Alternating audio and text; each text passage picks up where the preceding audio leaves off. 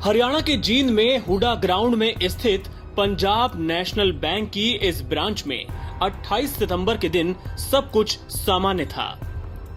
लगभग 12:45 बजे का वक्त था।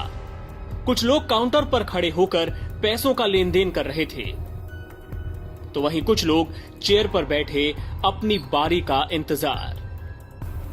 इन्हीं लोगों के बीच चुपचाप बैठा था ये लड़का, उम्र 10 से 11 साल, चेहरे पर मास्क और सिर पर टोपी, पहचानना लगभग नामुमकिन। बगल में बैठे इस शख्स के साथ ये लड़का कुछ बातें कर रहा था। इसके कुछ देर बाद ये लड़का कैशियर के कैबिन के अंदर दाखिल हुआ और महज 20 सेकंड में हाथ में ये थैला लिए बाहर आया और बैंक से तुरंत बाहर निकल गया। जानते हैं इस थैले में क्या था? इसमें 2000 रुपयों के 5 बंडल थे, यानी 20 लाख रुपए। जी हां, 10 से 11 साल का ये लड़का महज 20 सेकंड में 20 लाख रुपए बैंक से चोरी करके रफू चक्कर हो गया।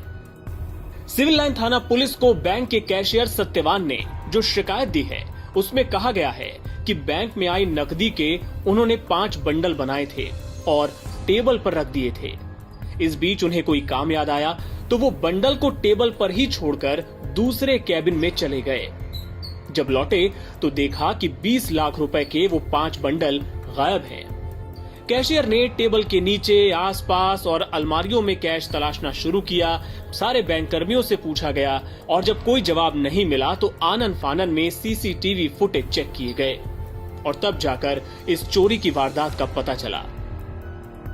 लेकिन इस घटना को लेकर कई तरह के सवाल खड़े हो रहे हैं। अगर आप बैंक जाते रहे हैं तो आपने ये जरूर नोटिस किया होगा कि कोई भी कैशियर चाहे कुछ सेकंड्स के लिए भी बाहर जाए, वो अपने केबिन को लॉक करके जरूर जाता है। आखिर इस बैंक का कैशियर इतना पैसा टेबल पर रखकर बिना केबिन लॉक किए बाहर कैसे चला गया? ये वाकई लापरवाही थी या किसी तरह की मिलीभगत? इसकी जांच होनी चाहिए। दूसरा सवाल सीसीटीवी फुटेज में नजर आ रहे इस शख्स को लेकर है।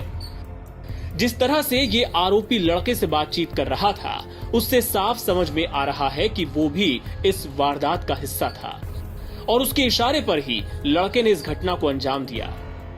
बैंक के बाहर भी ये शख्स तेजी से जाते हुए सीसीटीवी फुटेज में नजर आता है।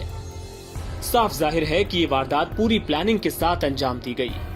क्या इन्हें पहले से पता था कि कैशियर केबिन खुला छोड़कर चला जाएगा और लड़का महज 20 सेकंड में पैसा ले उड़ेगा? कोरोना की आड़ में लड़के का चेहरा तो मास्क से लगभग ढका ही हुआ था। कैमरे से पहचान छुपाने की बाकी कसर ये टोपी पूरी कर रही थी। जाहिर है ये भी प्लानिंग का हिस्सा रहा होगा। ऐसे में वीडियो होने के बावजूद पुलिस के लिए आरोपियों की पहचान कर उन तक पहुंचना आसान नहीं होगा।